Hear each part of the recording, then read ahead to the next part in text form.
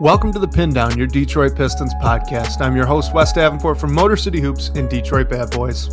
And I'm Blake Silverman, writer for Detroit Bad Boys, covering everything Pistons, and news writer for Sports Illustrated. And guys, if you are tuning in live, first, appreciate you guys. As always, feel free to throw in some questions or reactions actually into the live chat here. What we're going to be doing in this show is kind of like a mock off-season with some constraints, but we'll get into that. We're recording here the morning after the San Antonio Spurs locked up a bid into the NBA Finals. So just to really quick, Blake, how about that game? How about that series, right? I mean, that was cinema. That was amazing basketball all the way through. Great series. I hope it's the first of many between those two. I'm happy that the Pistons aren't in the Western Conference.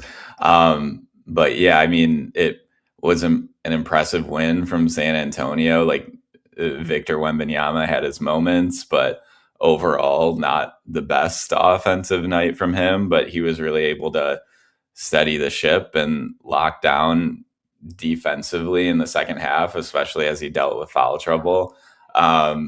So I'm excited for this final series. I think when it was shaping up, I thought Knicks Spurs would be the best matchup. So I'm excited to see how that shakes out. I mean, I think San Antonio still has to be the heavy favorite, no matter how much the Knicks are rolling right now. But it'll be interesting to see how they try to deal with Wemby like Oklahoma City tried to. Yeah, it's going to be fascinating to watch. I mean, you think maybe OG Anunoby takes the first crack at it? You can make an argument for Josh Hart, too, just to try to really get underneath him. But yeah, I mean, so I'm not a Pistons fan that hates the Knicks. The Knicks actually have quite a few players I enjoy watching. It's a fun rivalry, Pistons-Knicks, because of last year's playoffs. But, you know, I don't despise them. I just I can't really see them stealing more than a game here. I know how well they've been playing, but the Spurs, man, they went through a gauntlet to get here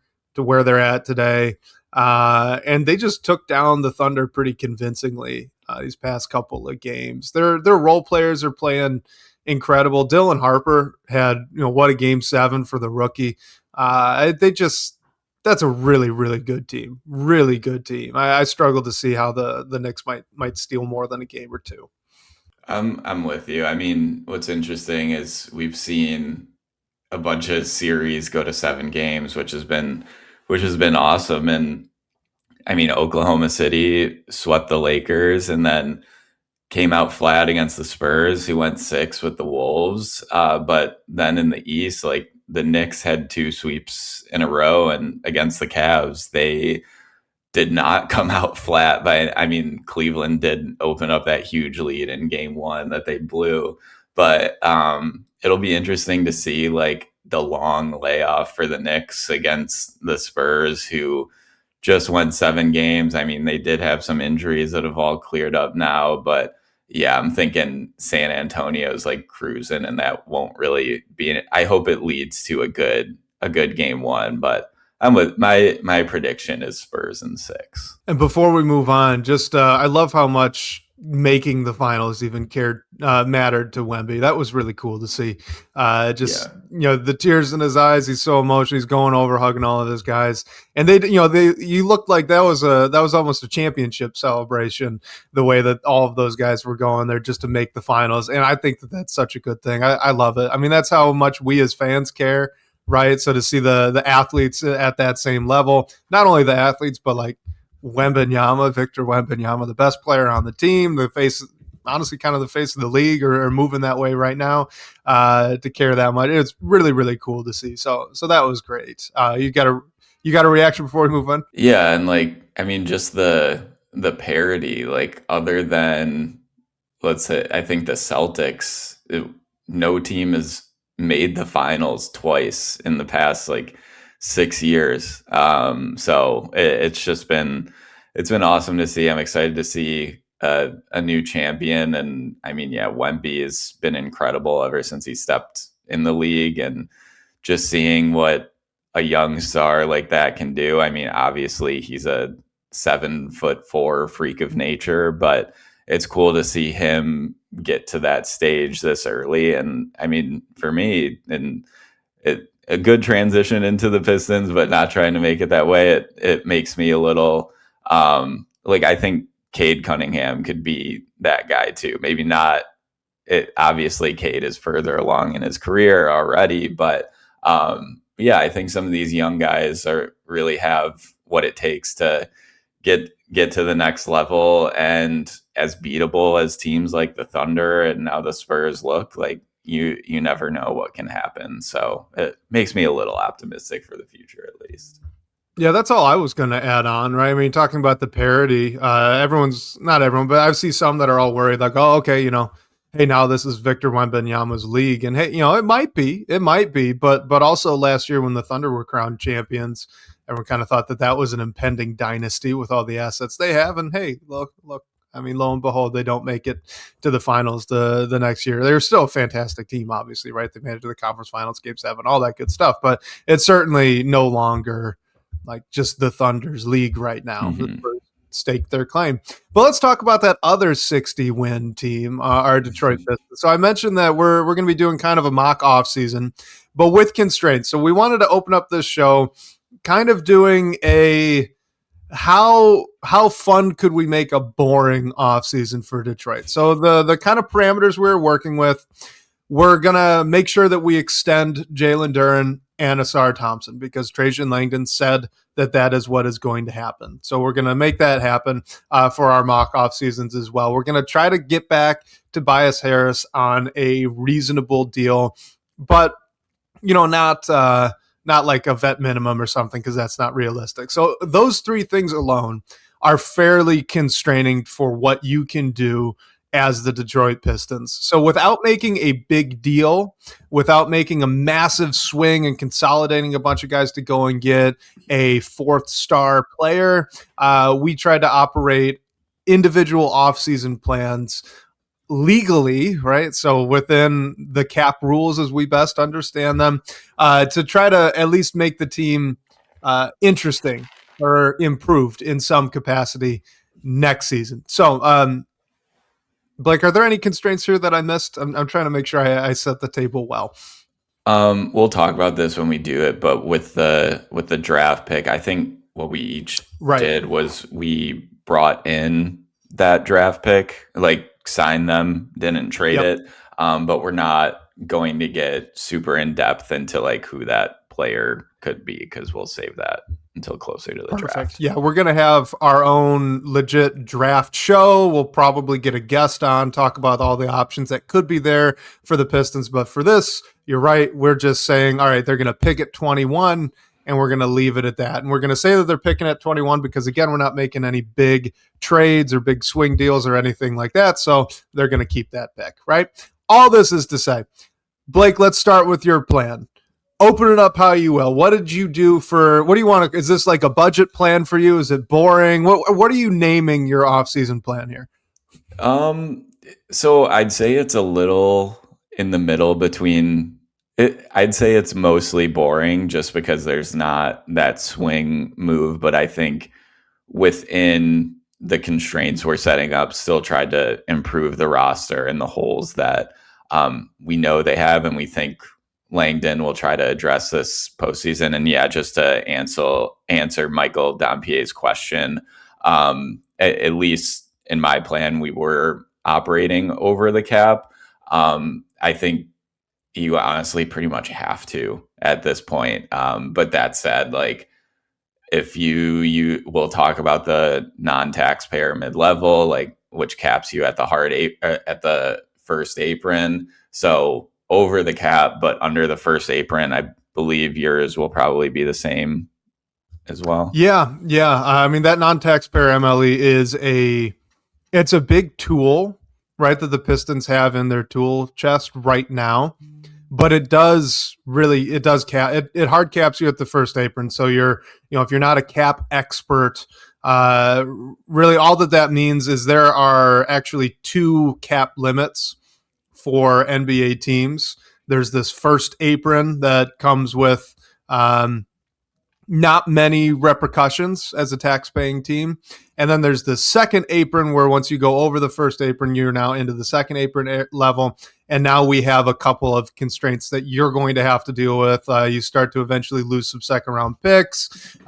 You cannot aggregate multiple players into a trade. They make your life pretty difficult if you're going to be that expensive of a team. Of course, you can get there, right? But it makes things a little bit harder. So, like the Thunder this offseason are probably going to try to avoid going down that route. But the point being, you don't have that space to access, right? So if you're going to sign Jalen Duren to a big extension, you're going to bring back Tobias Harris, and you want to say, hey, maybe, if you're a fan, you want to do a big move, right? Bring in a really high salary player. You're going to have to start operating as a second level apron team, and that's going to get very difficult very quickly.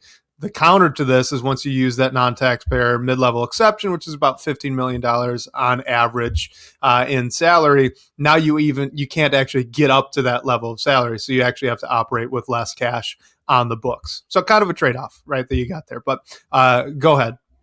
Yeah, so I can just start with the guys who you need to make roster decisions on. We already talked about Tobias Harris, and we're both bringing him back. But what I did, just to open it up, and I'll talk about the other free agents as well, but re-sign Tobias on a 2-year, $31.2 million deal. So $15 million in the first year. Maybe that number is a little high at this stage of his career, but I think he will have some real suitors on the trademark or the free agent market. And if you go to that price at just 2 years, I think maybe that makes him happy enough to come back. I think he wants to be back. I think that's a good deal for both sides. So a little bit of a decrease from his like $26 million salary that he was on. I don't think he expects to get anything close to that, but that was where I was at with Tobias. I think I think it'll make sense for both sides to try and come to some sort of deal. I think my number is a little high, but I think it could be realistic, and that's still an affordable contract. All right, so I love the idea of bringing Tobias Harris back. Obviously, Langdon said that was going to be a priority for them. I think it makes sense, right? Tobias Harris, big-time veteran leader for this team. I would love to be able to move him to the bench, but I think my question before we even get to any of that would be 15 mil on an average salary. That's just the mid-level exception for a non-tax-paying team. It's right about where that is. So I almost wonder, like if he's going to get interest from other teams in free agency, other teams are also going to have access to the mid-level exception. And to be clear, you're not using the mid-level exception to sign him to this deal, but that's roughly the amount that he could get from someone else is kind of my point. So do you think that the number, could it even go slightly higher? Do you think like maybe like $17 million in average annual salary just to beat out his other options, but still be fairly cheap? Do you think that could be in the cards? I think it could. And I think if that's the route, it could even benefit the Pistons in the sense of like maybe if it's a 2-year deal, you partially guarantee the second year, keep some flexibility or put a team option on it. I think with where Tobias is right now, like obviously he doesn't want to put a team option out there, but if it gets him some additional salary in the first year, like that would be the reason I could see the salary being a little bit higher than expected. All right, love it. So other possible re-signings, obviously Jalen Duren, but Javonte Green's a free agent, Wendell Moore Jr. technically a free agent, and then Kevin Huerter as well. What are you doing with those guys? So I renounce both Kevin Huerter and Wendell Moore Jr., and I'm bringing Javonte Green back on a 1-year, $3.3 million deal. So pretty similar to this year. A little bit more than he made this year, which you have to with his non-bird rights. And I know the Kevin Huerter piece is a little concerning with, I guess, the spacing and just adding some shooting. I'll go into how I'm addressing that further. But of those four names, I guess if you loop in Tobias, I mean, I think Tobias and Javonte Green were the most important pieces to this team. I think if Javonte Green gets more money elsewhere, you can probably fill in the gaps with another name, whether it's via trade or free agent market. But I think it would be worthwhile for both Green and the Pistons to come to a new deal that's obviously a smaller one.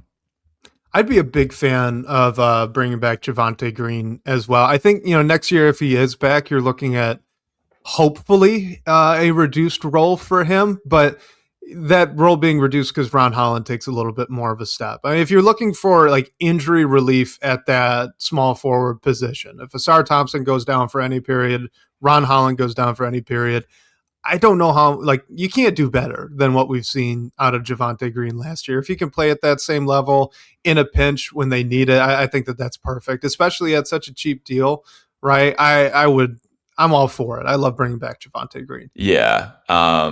Yeah. So that's where I think you can finagle that depending on what you want to do. But those two, I would be inclined to bring back Javonte Green. And yeah, Michael's comment about um, not renouncing Herder and using his salary in a trade is definitely doable as well. So we'll see what he's the interesting one. I feel like it could go either way with him. Obviously, it's not if it's a new deal to stay in Detroit, it's not going to be close to what he currently makes. So we'll see what happens there.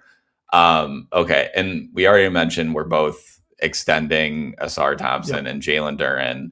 So I have a couple trades and a couple signings. Do you have a preference which I go through first? Um, no preference on what you go through first. Real quick, Richard asks if Kevin Herter is a unrestricted free agent. He is. So what Michael's mentioning is the cap hold, right? You can maintain the cap hold on the books, and that can help you operate as an over the cap team, and then even potentially allow you to do some sign and trade stuff Yeah. with Kevin Herter, kind of like what they did with Dennis Schroeder last year. If you renounce his rights, you lose that cap hold, which is great for cap space purposes, but you do not really have that ability to do sign and trades or anything like that anymore. All right, go ahead. All right. So I think I'm going to go through who. Okay. I was going to say I'm going to go through the signings first, but the biggest move that I've made is from the signings. So I'm going to go with the trades first, and then the trades will make a little bit more sense when I talk about the signings. Okay. So my first trade, this is a very small one, and it's the Pistons helping out the Thunder, who are going to try to avoid the second apron, decrease their tax bill. They have a lot of decisions to make. So, how the Pistons could help them is at least what I did. There's a bigger trade that they can make, but what I did was I sent out Tolu Smith and a couple second round picks. And the reason why they would do that is Tolu's salary isn't guaranteed next year. So the Thunder could just clear that. And in exchange for Tolu and two second round picks, the Pistons bring back Thomas Sorber, who was the 15th pick in the last year in last year's draft. He missed all season with a torn ACL. Just like a flyer, I think is interesting for the Pistons. And I my roster plans still include, we've already talked about Duran, Isaiah Stewart, Paul Reed still on the roster, but I think Sorber is a guy who could bring some size at the end of the bench. I mean, maybe you don't necessarily need it, but I think it's an interesting flyer that maybe the Pistons could get a little bit of a discount, and the Thunder won't be upset about bringing in a couple draft picks to help them move off some salary. I think Nikola Topic is another name to watch for them if you want to address the ball handling with that. But I went with Sorber because I addressed ball handling and scoring in a different way. So that's my first very small trade. Any thoughts before I go into the next one? I love it. Actually, I think that it's kind of. I don't want to say it's weird for the Pistons where they're at 60 wins. Just got outed in a game 7 in the conference semifinals. Like kind of weird to have them taking a flyer, but he's a front court player. He's got some good size to him. I like the idea of seeing what that number 15 overall pick could be in what is effectively his rookie year. I do like the idea of Topic as well, just since you brought that up for the record. I think either of those guys will be fun as just kind of a buy low, see what's what, right? See how they work. I'd be all for it. Cool. So yeah, obviously, and Sorber is on a rookie deal, so if it doesn't work out, it's not the end of the world. The Pistons aren't giving up anything consequential. So that's how I justified it as I was going through it.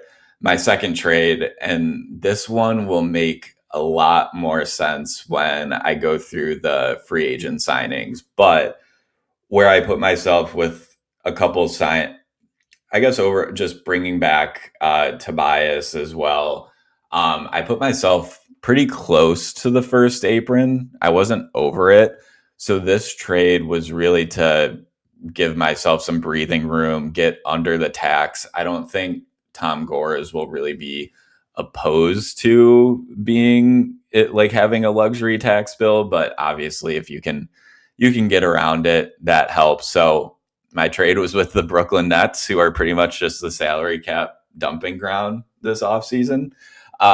So I sent them Marcus Sasser and Karis LeVert's 14.8 million expiring contract and a couple picks for taking Karis LeVert's salary. I think it helps the Nets because it turns into an expiring deal, but maybe you have to add one or two second round picks to get it done. But bringing back Noah Clowney, who is another little bit of a flyer, but he was really good for the Nets this year as they went through their roster just overhaul. He averaged like 12 points a game. I don't think he would be in the rotation if the Pistons trade for him, but I think he's another depth piece that is still young, provide some scoring, and also what this trade would do would generate another traded player exception for Karis LeVert, about $14.6 million, which would help as well. I think the question is if the Nets would do it, but I don't think they'd be opposed to bringing in Karis LeVert as like a veteran presence overall, and obviously it's a bit of a reunion for him. So I just thought it was another interesting piece to add toward the end of the bench that, like Robbie said, brings in a bit of a stretch for that could help you, and maybe he grows into a real bench piece that you can retain for a few years. I'm all for it. I like both of these. Clowney too. I like the style he plays with. I like the aggression that he has. I think it fits well with what the Pistons are trying to do. He's a high effort, high energy player. So yeah, and like Robbie mentions, gets a little bit of a jumper in there. I don't know with you. I don't know if he cracks the rotation right away, but there's definitely a lot of potential there. I liked him a lot in that draft as well. So all for it. Two good little buy low moves, Blake. I like it. Yeah, and so the second one was really to I also needed to create roster space after a couple signings too. So for my signings, how about a little Tim Hardaway Jr. reunion at like a 1-year deal, 3.8 million. He had a great year in Denver. You mentioned, I mean, Denver would want to bring him back because they need some depth. And at 34 years old, I mean, Tim Hardaway isn't going to get a huge contract by any means, but renouncing Herter had to add some spacing. I still have another move for that, but I don't know. I think a Tim Hardaway Jr. reunion could help this, obviously in the regular season and in the playoffs too. Blake, that's not the guard from last year's team that the fans wanted you to make a reunion with. That would have been Malik Beasley. Oh yeah, no, I like it. He really did. He played. Tim Hardaway Jr. had a heck of a year for Denver. I think that would be. I'd love to see Timmy back. I'd be a big fan of that one. Yeah, he shot over, I mean, close to 41% from three on like 7 attempts per game. He had he was a starter in Detroit, so it was a different role, but he scored more, he shot better. I mean, I think it would just be a good move for hopefully an affordable way to address some of the spacing and just add more shooting. And then, so my big move to round us out was using the full non-taxpayer MLE on Norman Powell for a 3-year deal, 38.1 million. So that's the full non-taxpayer MLE in the first year, which is 12.1 million. I think it's fair to question whether Powell will get more than that. Maybe his age helps fit in there a little bit, and maybe he gets more money elsewhere. But I justified it because even if it's not Norman Powell, I think there are some other names that you can fit in that, whether it's Kobe White, Ayo Dosunmu, Anthony Simons. So I think Powell is at the highest end of that, but he'd certainly bring you the scoring. And I think he would probably want to go to a contender at this point of his career too. So maybe he makes something work. So maybe a little, I'm hoping he takes a discount here, but I think he would be a great fit to address some of the current issues. He would. I mean, he would be a fantastic fit. Norman Powell. He's on one of the short. He's kind of a short list of players that could come in and not just fill a need that the Pistons have for a little bit more ball handling, a little bit more scoring, right? But he's not a terrible defender. He's a good effort player. He's still a very good athlete, even at his age. I think the fit's really well, really solid. The question's kind of like you brought up, right? Like, I think not only, okay, maybe he's looking to be on a contender. Maybe the Miami Heat are going to make a play for Giannis, so that's possible. But couldn't the Heat also pay him a little more, right? I think they would have his early bird rights, wouldn't they? Yeah, and we're talking about a guy who just is coming off his first All-Star appearance at 32 years old. He scored 21.7 points a game this year for Miami, mostly as a starter. Like, he's coming off a career season, so I think it's definitely a little bit of optimism that he could agree to a deal like that. But I think his age might help that a little bit. So I think it's possible, maybe a little unlikely, but I would love to see it if it could happen. Yeah, I would be a big fan if that were to happen. I would be all for it. I mean, again, like maybe that's a sign and trade potential, right? Like if Norm really wants to come to Detroit, you could do, the Heat could maybe do him a solid, let him get a little bit bigger of a deal, and then I don't know what you'd give up if you're Detroit to make that happen, but I maybe that's more of the route. But either way, like Norman Powell in terms of his fit in Detroit, it's pretty picture perfect. He slides right into that number two, that second position. He's a great scorer, like you said, but he's a good off ball player. So you could play him off Cade, you could play him off some Jalen Duren high post plays as well. Good shooter, I mean it would be a pretty perfect fit. So I think that's it, right? Or do you have other moves? Okay, so what's your rotation looking like? That is it. So that would leave my starting lineup as Cade Duren, Duncan Robinson, Norman Powell, and Asar.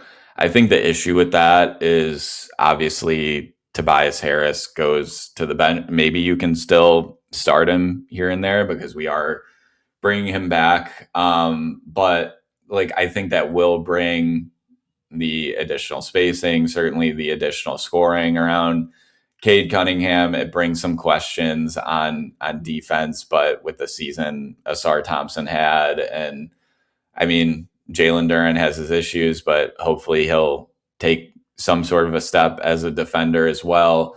It might put a little bit too much pressure on Cade as a defender, but I think if that's how the roster shakes out, you at least have to try that starting group of Cade, Duren, Duncan, Powell, and Asar.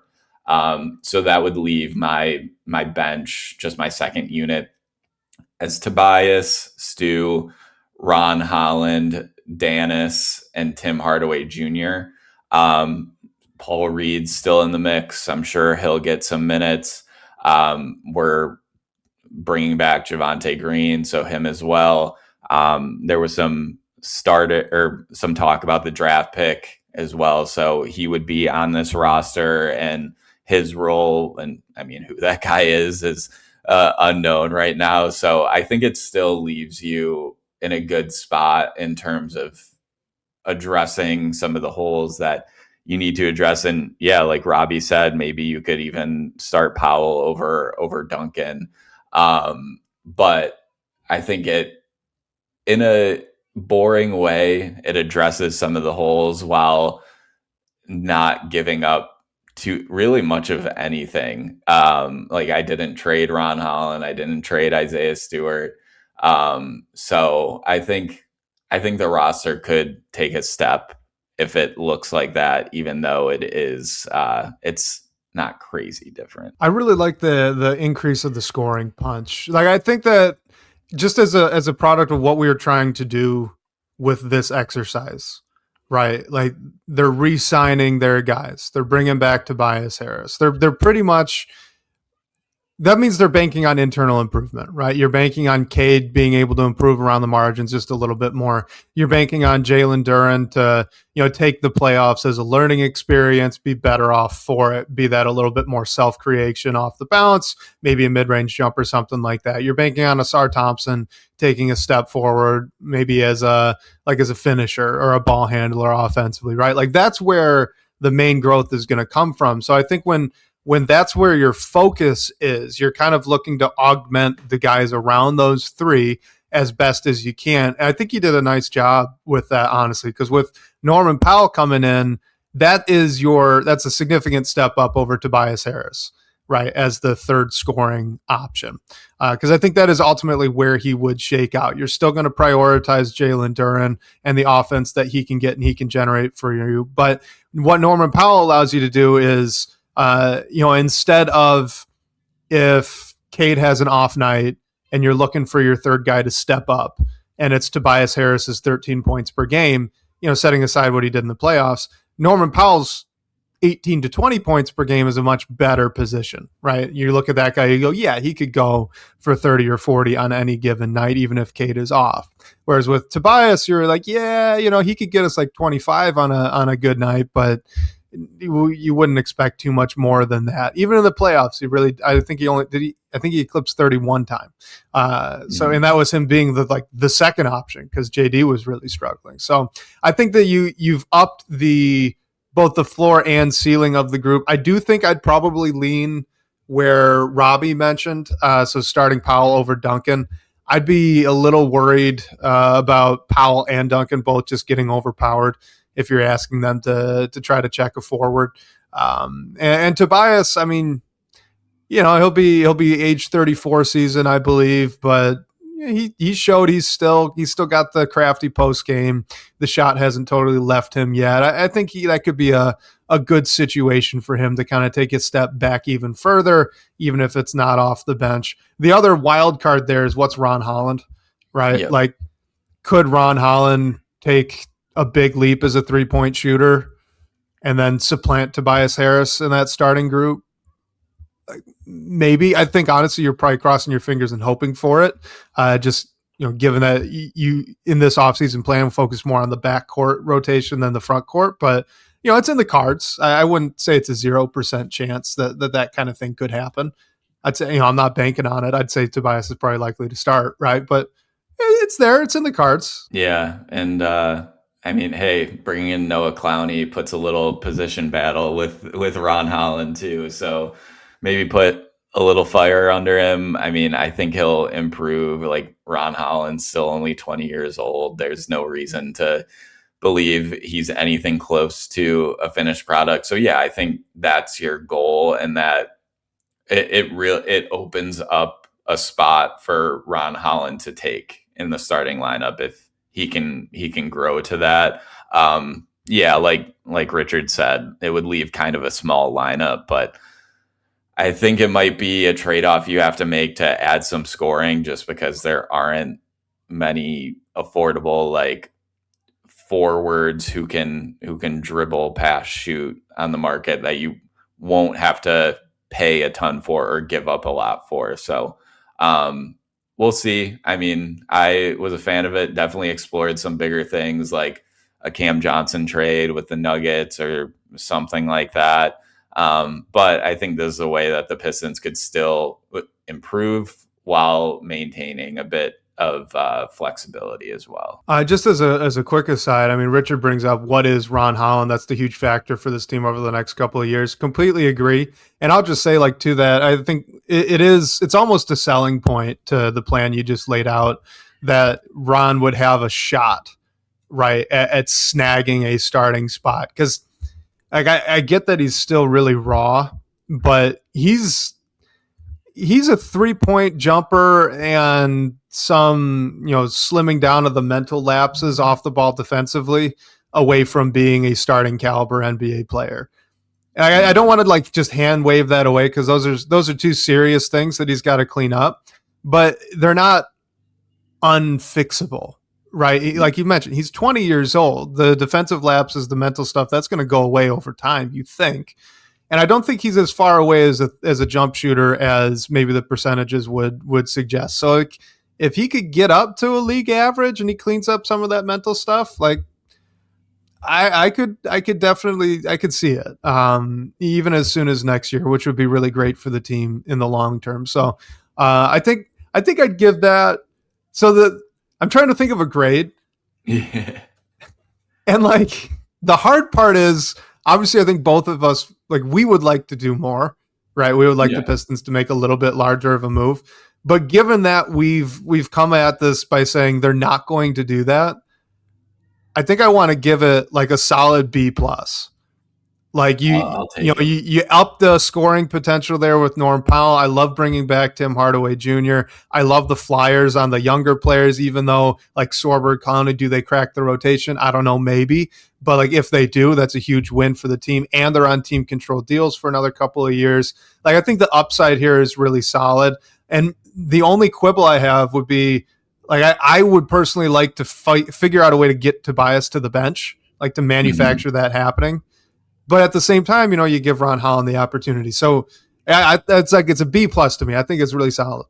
Hey, I'll certainly take it. All right. Well, let's just keep going with this. I think we're gonna make this our whole episode. So we'll try at the end to get into a couple of really, really quick pre-submitted questions and otherwise push those over to next week. Apologies to our voicemail callers. We're probably gonna have to kick this another week as well, or at least with some of them. But let's go over my version of this. I titled this the sleepy offseason plan because I think it's very boring. I did make a trade, but they're not as fun. It's not as fun of a trade as like getting a young flyer from OKC, the talent eye of Sam Presti. You're bringing that guy in, right? Like that's a little bit more exciting. But I'll just start off. I started off the same way that you did. I renounced Wendell Moore Jr. and Kevin Huerter. I just cleared their salaries off the books to give them a little bit of space here. So Tobias Harris, similar. I only wanted to do a 2-year deal. I said it was about a $34-ish million contract. So you're at about $17 million in the average annual value. What would you think about that? Like, is that an overpay? You went 15. Yeah, I mean, I think it's similar. So I would not be mad at it at all, especially if we think he's going to have the suitors on the open market that we think he will. So yeah, I wouldn't scoff at that at all. All right, sweet. I also chose to bring back Javonte Green on a veteran minimum contract. Jalen Duren, as we mentioned, gets his new deal. I just said that was going to be 5 years for 200, so Yeah, $40 million in the average annual value. I didn't mention the numbers for Duren or Asar, but we were in a pretty similar spot. For Duren, I did a 5-year extension for $191.4 million. So definitely a little bit range, less. Yep. Yep, I'm sure Duren will want more, but I think that range is about right. Yeah, I stand by. I think my expectation is 190 to 210. I think that's where he's going to fall. That's not a huge range, but that's kind of the point, right? Like they're going to be haggling over roughly $2-ish million in average annual value. That's really where the negotiation is going to be. The Pistons are going to want to steal some of that back. Jalen Duren's going to want to maximize some of it. I could see it getting up to like 42, 43. I could see it being down near the 38 or so. That 190-ish range would get him to. So, all right, let's. Oh, do I want to do the signing or the trade first? Technically, they're both signings, but one of them's a sign and trade. I'll do the less exciting one. Colin Sexton, 2-year deal, non-taxpayer mid-level exception, so about $15 million in average annual value. What would you think about bringing Colin Sexton into Detroit? He's currently with the Chicago Bulls. Yeah, I'd like it. I think it is similar to what I mentioned with Powell. And like I said, Powell is probably the highest tier of player that you can get with that. And I think Sexton's in the group of names with like Kobe White, Anthony Simons that you could bring in to address some scoring. I mean, average 15 points in full last season when he was traded to Chicago. I know a totally different situation, but 17 and a half points a night. He shot 41% from three from there. So I think it's definitely, and he's much younger, obviously. So I think that it's certainly another strong name that you could bring in to address some of the offensive issues that we saw in the postseason. Yeah, and just to pitch the guy a little bit more, I mean, to be completely candid, Colin Sexton's a guy, actually both of these players are guys I have individually enjoyed watching for quite a few years now. I've liked Colin Sexton all the way back to his time at Alabama, but he's a fun watch. He's efficient. So that's the thing. Colin Sexton's a very efficient scorer. He's undersized. He's only 6'1". They list him at 6'2". I think that's generous, maybe taking into account his afro. So he's a small player. He's not really a playmaker for others. I mean, he can make the simple passes, right? He's not an unwilling passer. He's not the most willing passer either. Like, this is very much a score first kind of guy. But you mentioned the 3-point shot. He's a great 3-point shooter at high volume. He's a very good finisher around the rim, and he drives to the rim often. So he generates a lot of free throw attempts as well. So for a guy his size in that kind of small package, he is a fantastic and efficient value as an offensive player. He's not a very good defender. Colin Sexton's kind of funny because he gets this reputation of being a good defender because he is a pit bull out there. He has a ton of energy, right? As a defensive player, he's slapping the floor. He's up underneath guys. He's hand checking all the time. He's reaching for steals. He does generate a decent number of steals, but fundamentally, he's not all that sound.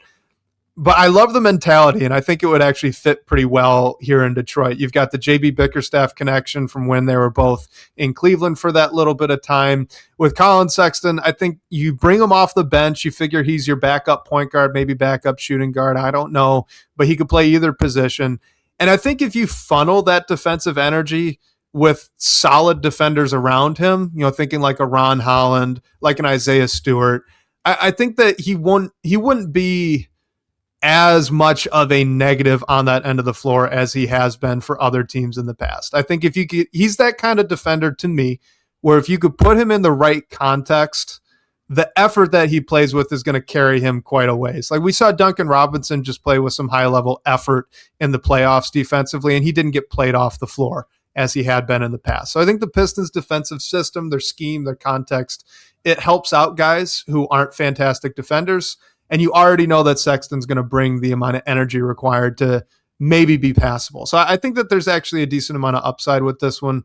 I wouldn't want him to come in and supplant like a Duncan Robinson for the starting gig next to Cade. I think that you're signing him exclusively as a backup, but I love the idea of getting that kind of firepower off the bench behind Cade Cunningham. Yeah, I like especially what you said about playing next to like a Ron Holland and Isaiah Stewart. It sort of increases his floor by a product of who he's playing next to. And I mean, we saw him play on a Charlotte team who they have some good defenders, but a team that's going to go out and beat you scoring wise. So I think that would be the only concern with Sexton is what he would bring defensively, but I don't think it's an issue coming into this team specifically because of how much of their identity that is, and I think he'd really fit well into that. All right, so my other move, I only made one other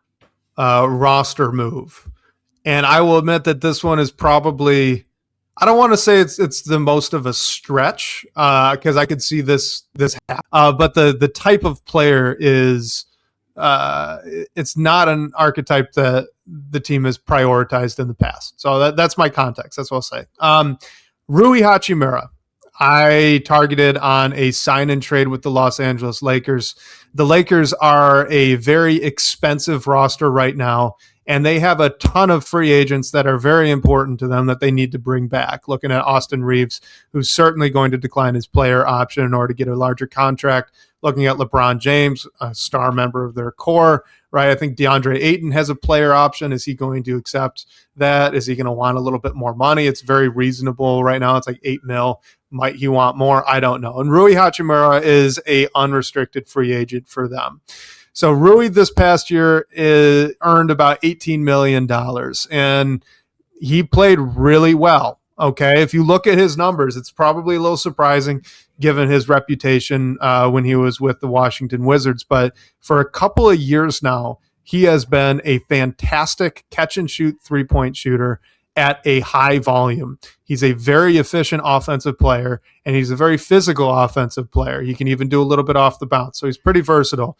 He's been willingly sitting back in a little bit smaller of an offensive role just because of the guys that he was around, okay? I do not know why Rui Hachimura would take a discount from the Lakers or from anybody else. Okay, I get that you're looking at him as a mid-level exception kind of guy, but that's a decrease in salary for a guy that just had a really, really solid year and an even better playoffs. He was fantastic in the playoffs, shot over 50% from three in the playoffs at high volume. He averaged like 18 points a game for the Lakers in the playoffs. That's the guy that you're going to say is taking a contract discount? I don't think so. I don't think so at all. But I don't think that the Lakers are going to be able to afford to keep him, right? If you're looking at he was just making 18, you figure he wants a little bit more than that. I don't think the Lakers can afford to spend $20 million in average annual value on a guy like Rui Hachimura that, frankly, was just a solid role player in their system. So the upside for the Pistons is, I think with Rui, he has enough history offensively to suggest if you up his volume, there might still be some more scoring available. He's really expanded his game as a three-point shooter since he joined the Lakers.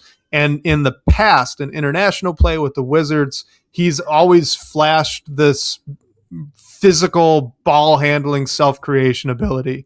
And he's just not been asked to do that these past couple of years.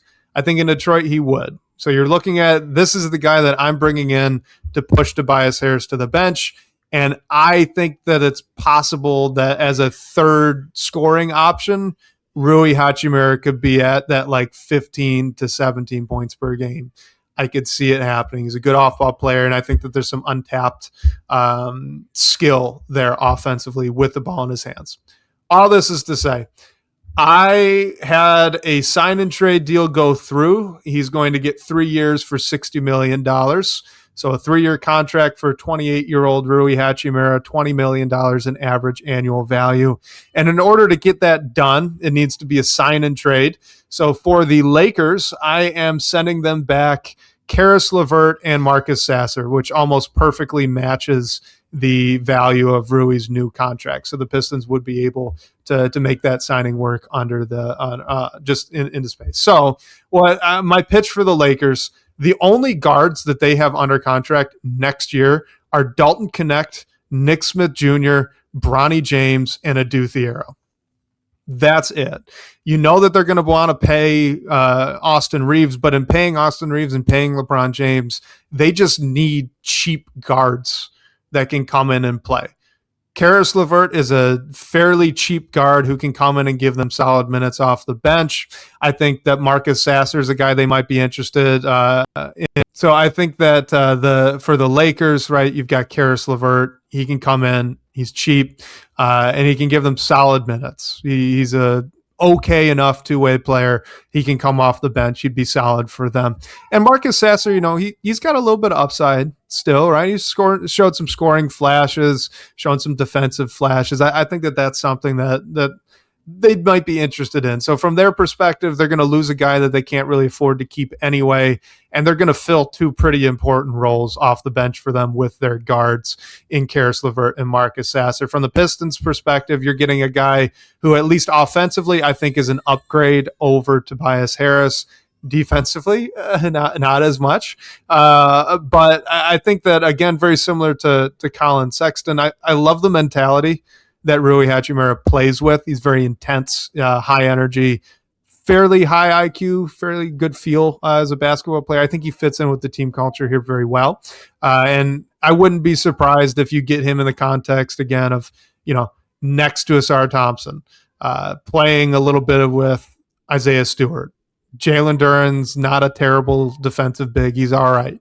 Right. I think he's probably comparable, or if not slightly better than a DeAndre Ayton. Like, I think that you could see Rui Hachimura kind of take a step up to being just poor, not really bad, under this scheme and this system. So I like it. But what would you think about Rui Hachimura in Detroit here? Yeah, I mean, I think what he did over the playoffs was incredible. He shot at 56.9% from three on 5.8 attempts per game over 10 games. So a small sample size, but not drastically small. And like Robbie mentioned here in the chat, like the Pistons need forwards that want to shoot the long ball, and Rui's a guy that'll do that. I don't want to put everything on one game, but a big issue in Game 7 was Tobias had an off night. The Pistons didn't have a bucket from their starting forwards until Asar Thompson made a corner three just before halftime. So I think Rui will, he wouldn't let that happen. I think you're definitely asking for him to fill a bigger role.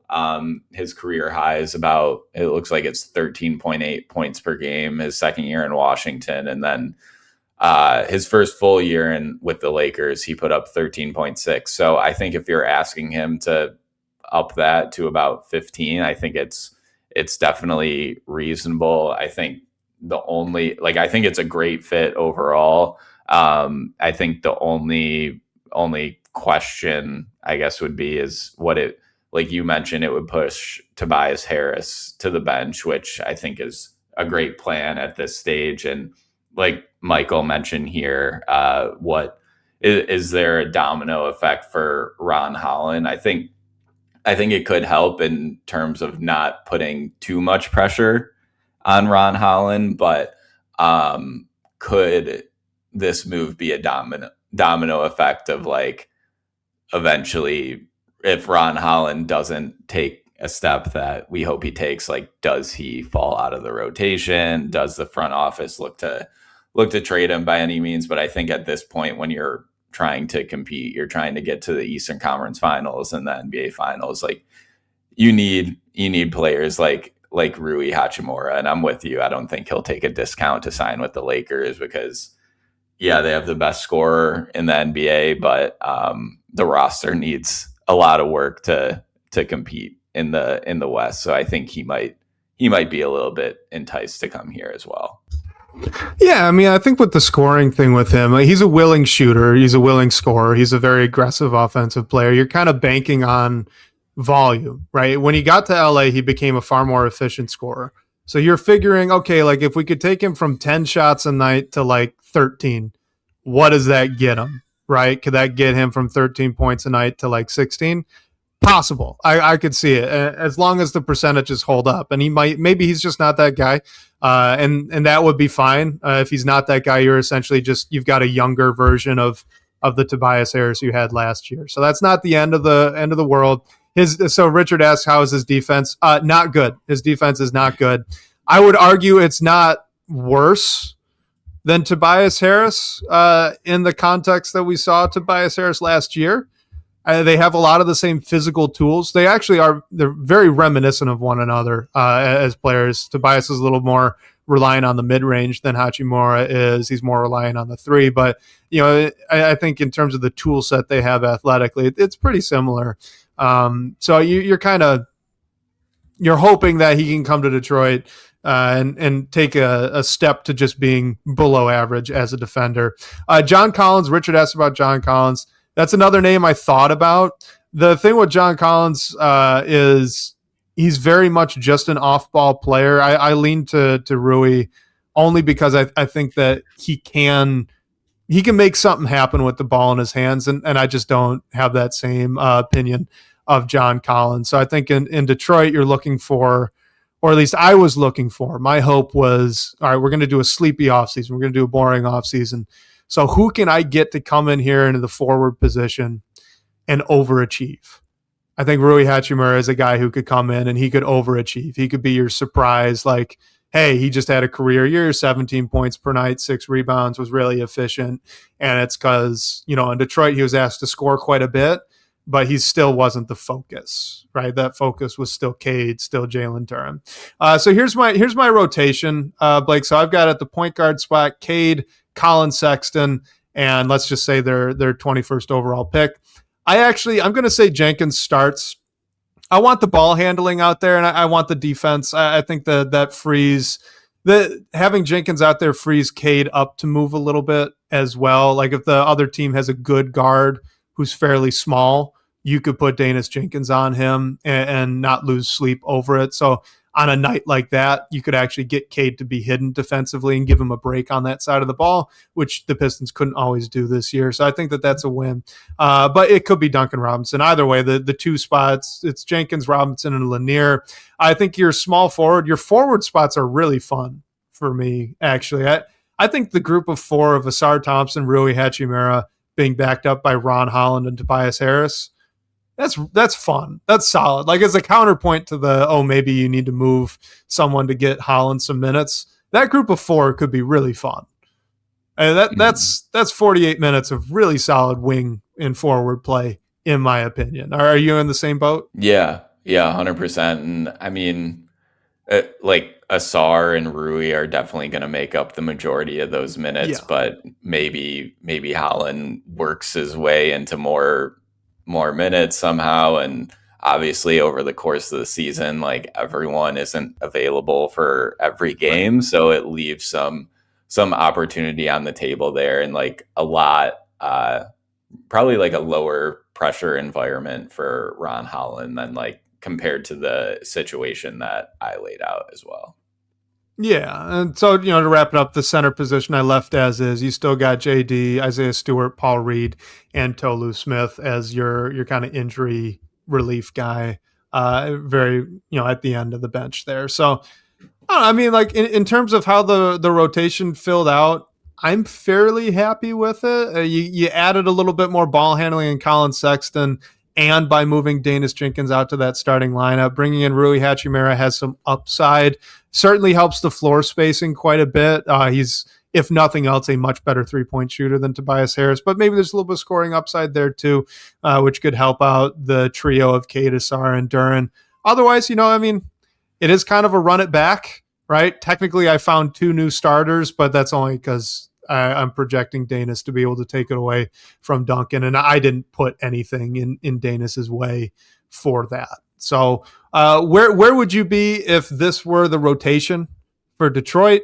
And then how would you grade this kind of sleepy, boring offseason? Yeah, I mean, I think it leaves some flexibility too in terms of the starting lineup. Like you think Danis can grow into that, which he certainly can.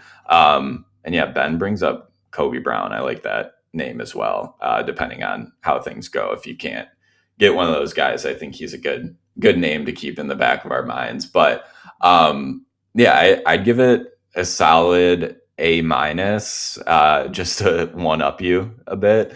And the only reason I do that isn't necessarily to how the roster filled out, because I think it filled out pretty nicely. But I think the guard spot, like Rui is there to score. But what if he gives you closer to that, like 10 to 12 points a game? I think he'd be higher. Like if that's where it is, it puts a lot of pressure on the hands of Dennis Jenkins. And if you need more of a scoring punch, maybe do you bring Sexton in the starting lineup next to Cade? And that puts more pressure on Cade defensively, or do you need to put Duncan in there?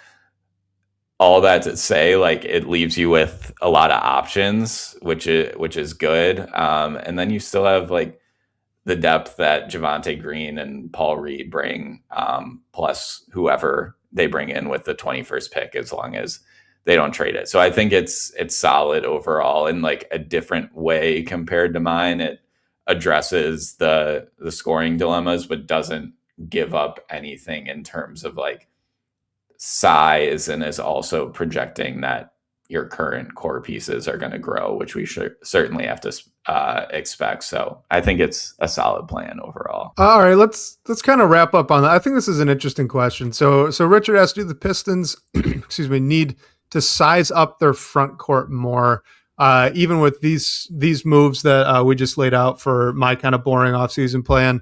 They seem like they could be undersized. What do you think on that? Because I've seen some of this going around, floating around online for the Pistons. Like, I know the Cavs have their two big lineups. I know that the Spurs have the alien there with Wembanyama. The Knicks have Mitchell Robinson. But at the same time, the Pistons were really the most dominant team in the paint last year with the guys that they had. Is this an issue for them, or is it like a hidden issue, I guess? It's funny because like for years I've thought, how does this team not have a 7-footer? Like, that's something you need to add, whether it's a depth piece. And I mean, I tried to do it a bit with adding Sorber, but he's like about the same height as Jalen Duren. So it's not like you're getting a super tall center in there. I think, like you said, with how good the team was at like defending in the paint and dominating on the offensive glass too, I don't think you really need to. And the only reason I say that is because Asar Thompson just changes everything, honestly, with his versatility. I think it would be nice to have some more height off the bench, but I'm not sure if you necessarily need to. And I think it's fair that like both teams in the finals have one of their stars that's a big man, and that's been a big issue for other teams that haven't made it that far. But I think just the Pistons, with how they can defend, as long as they have the scoring to go alongside it, I think they could make it work. It would be tough if there's like an NBA Finals between the Pistons and the Spurs, but I think they would still give themselves a pretty good shot against whoever they would play in the postseason. Yeah, I mean, I think, so the Pistons have good positional size on the roster. They just don't have, like you said, that big 7-footer. The one thing that I would say, I do get a little worried about the defense, or not the defense. Sorry, about the rebounding. So, like in the offseason plan that I had laid out, Rui Hachimura starting at the power forward. Very physical player, very aggressive player. Ben brings up that maybe in a context or in a culture that emphasizes defense, he would take a little bit of a leap there. I could see all of that. He's just not been a very good rebounder his entire career, even though he has good size, even though he is a very, very solid, strong positional guy. Like Tobias Harris has never been a fantastic rebounder. We've been for a couple of years now asking Asar Thompson to be a little bit better of a rebounder. Like, and positionally, the only guys that are above average for their position as a rebounder in my book are Cade Cunningham, Dennis Jenkins, and Jalen Duren. You'll note that 2 of those are guards. Like, Isaiah Stewart's not the best rebounder around, right? He's a little undersized. He's okay. He's not the best. Jalen Duren's a great rebounder. Paul Reed, Michael brought up bringing in Paul Reed is maybe at the 4 to get some more size, but he's not a great rebounder either. Like, I think that's where we saw a bit of an issue in the playoffs, and it got turned into a size thing. I don't think it's a size problem. I think that the Pistons just don't have a bunch of solid rebounders. And you can fix that with a little bit of a culture of crashing the glass a little bit harder, like the Spurs, right? They were getting all these offensive rebounds in Game 7, even from their guards, and their guards aren't historically like amazing rebounders. So I think that that could be possible, just as a point of emphasis, maybe could fix it. But that would be my one concern, I think. Would not necessarily the size, but the rebounding. Yeah, and hopefully, I mean, Jalen Duren's obviously been great at that, so hopefully that continues as well. And if it's a true problem, then you can probably adjust the rotation a bit to solve for it. Wouldn't be I feel like no matter what plan you have, you're going to have to give something to get something, and hopefully the holes that you leave are ones that you could easily fix and fill.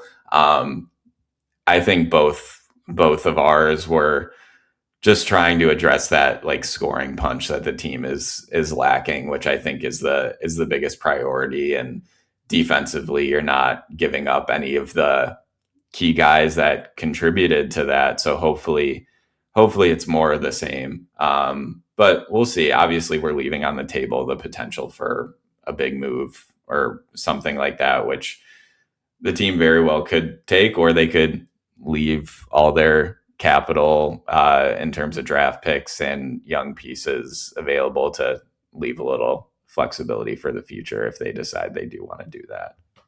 Yep. And in future episodes, we're going to do just that. So we'll do another episode very much like this, where we're going to do kind of the big swing offseason move. We mentioned at the start, we'll have a draft show that we do to kind of preview that. So plenty of good stuff to come still for the offseason here. What's nice is we don't have a lot of time, right? I mean, the draft, we're starting tomorrow in the month of the draft. And then once you have the draft, it's free agency, it's summer league, everything starts flying really quickly. So hey, it's nice when your basketball team plays deep into the playoffs. You don't have to wait as long for more basketball to come around.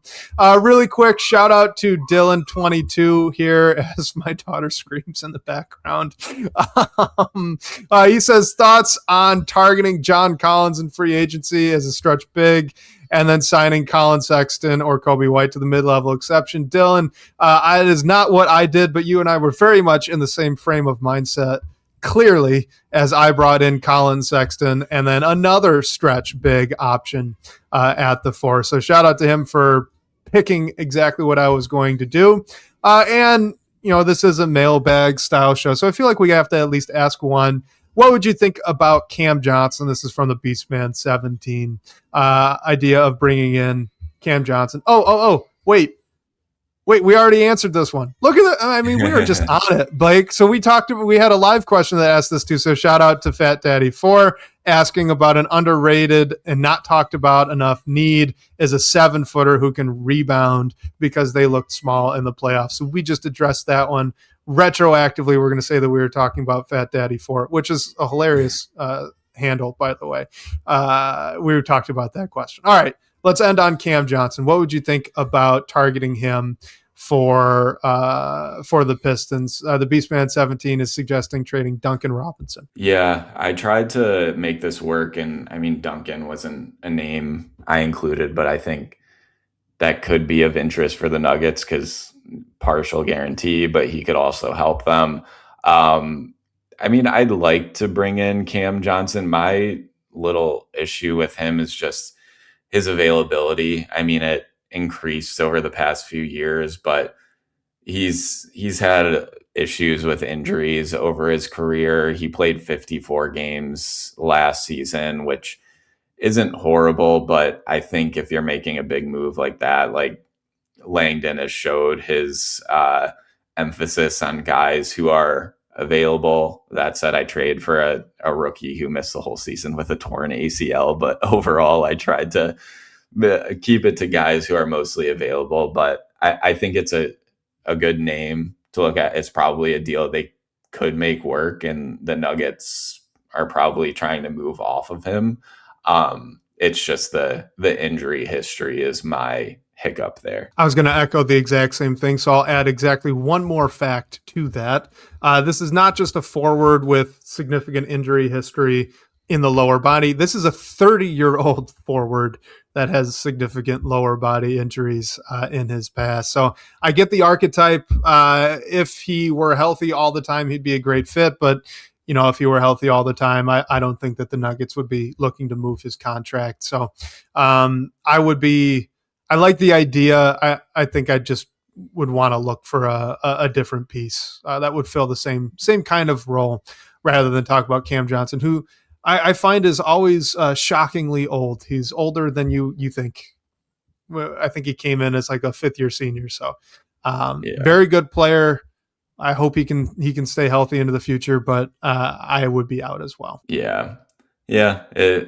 There's a bunch of different ways that they can go, which is nice. And I mean, I think they'll try to fill it more I think they'd be more keen to bring in someone at like the non-taxpayer mid-level that could potentially address the scoring issues in a better way.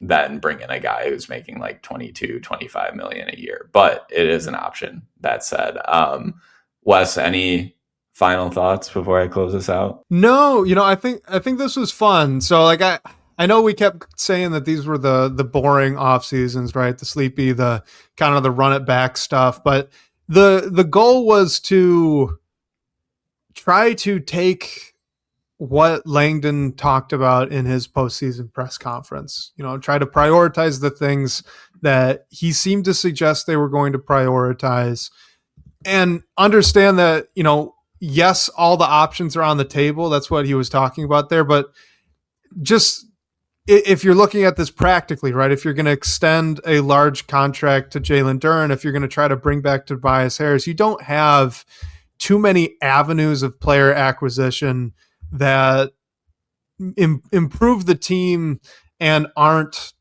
a massive consolidation trade, which maybe that means that they're going to make the massive consolidation trade. But we kind of wanted to figure out if we could cobble together an offseason where they didn't do something that drastic, but still tried to maximize the roster that they had, try to just adjust around the edges to improve the context around Cade, Asar, and Duren, assuming that those are the guys, right? Like that's the trio of players that are going to be the future of this Pistons team. So, I think obviously pat my own back. I think I did fine, but I think both of us did well to do that. I hope you guys all found it at least somewhat interesting, right? That maybe this isn't the home run type of off season, but I think indisputably with both of our plans, the team got better in a couple of key ways and would be well positioned to have similar success this upcoming season as they just did this past season, maybe even take another step forwards as a young team with guys taking steps that young players take. So I don't know. I hope you guys all found it interesting and maybe not as boring as we are jokingly saying that this type of offseason would be. They can still make some interesting moves even if they don't go trade for a Trey Murphy. Yeah. And like Robbie said, now we have to do it all in off season. So yeah, we'll definitely do that as well. Explore some avenues. And yeah, because this took up basically the whole show, there's some voicemails that we're going to hit next week and some questions we have left on the table. So sorry if we didn't get to those, but we have them in the hopper. So stay tuned for that. And a reminder that anyone can call our number to ask a question, hear your voice on the show. The number for that is 313-355-2717. And special thanks to Sean Corp, the managing editor of Detroit Bad Boys, for supporting the show. And shout out to you guys for all the great questions and talking points tonight. We'll catch you next week, whether on your commute or live with us on YouTube. We can't wait to talk more Detroit basketball with you all.